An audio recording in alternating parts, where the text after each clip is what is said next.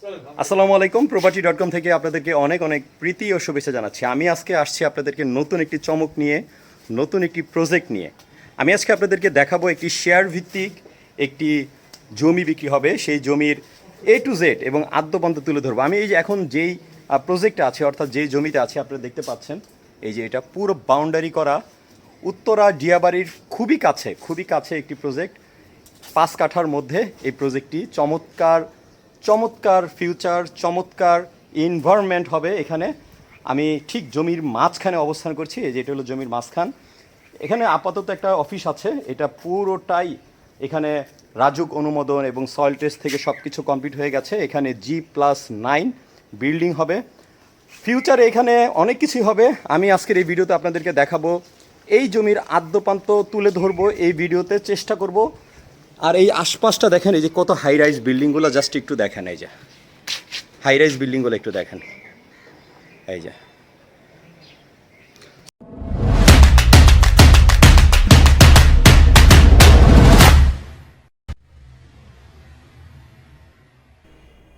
প্রিয় দর্শক, আমি এখন ঠিক এই যে জমিটার এটার ভিতরে একটা ছোট্ট একটা অফিস আছে। এই অফিসটা একটু ভিতরে আমি আছি। এই অফিসের ভিতরে আমি দেখানোর চেষ্টা করছি আপনাদেরকে বর্তমান অবস্থা। এগুলো কিচ্ছুই থাকবে না, এগুলো সম্পূর্ণ ভেঙে চুর একাকার হয়ে যাবে কিছু দিনের মধ্যেই।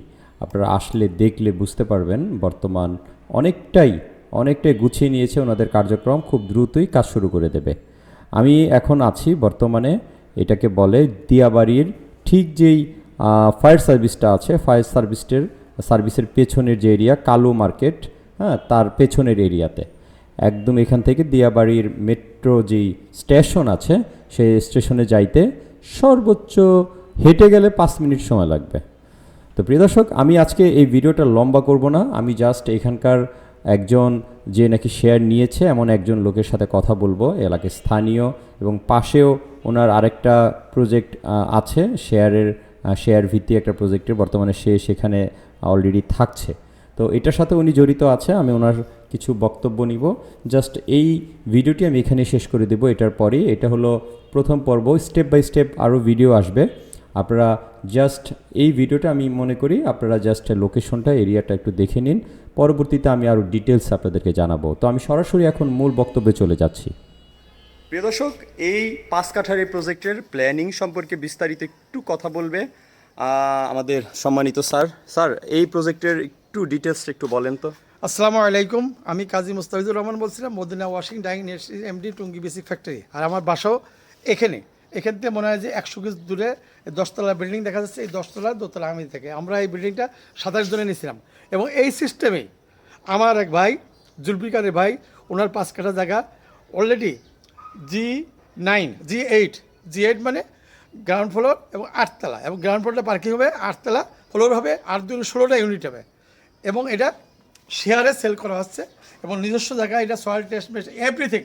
আশা করি যে আমরা আগামী মাসে আমরা কাজ শুরু করবো ইনশাআল্লাহ। আচ্ছা, এটার তো জমির তো শেয়ার বিক্রি করার জন্য আপনারা কিছু এখন এটার শেয়ারটার প্রাইসটা একটু বলে দেন। শেয়ারের প্রাইস হলো প্রত্যেক শেয়ার 5 কাঠার অর্ধেক।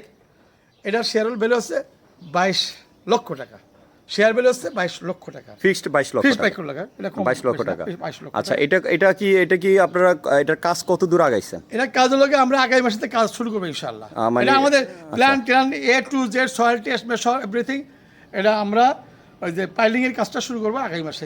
কাজ শুরু হয়ে যাবে। আমাদের বিল্ডিংটা সর্বোচ্চ 3 বছর টাইম, আমরা 2.5 বছর টাইমে দিব। তারপরে আমরা বলবো 3 বছর রাখবো, 2.5 বছরের মধ্যে বিল্ডিং করবো ইনশাআল্লাহ। প্রিয় দর্শক, এই যে দেখেন, এই যে বিমান খুব কাছে, আমরা দিয়াবাড়ির খুব কাছে আছি। এই যে বিমান কাছ থেকে দেখা যাচ্ছে, খুবই কাছে আছি।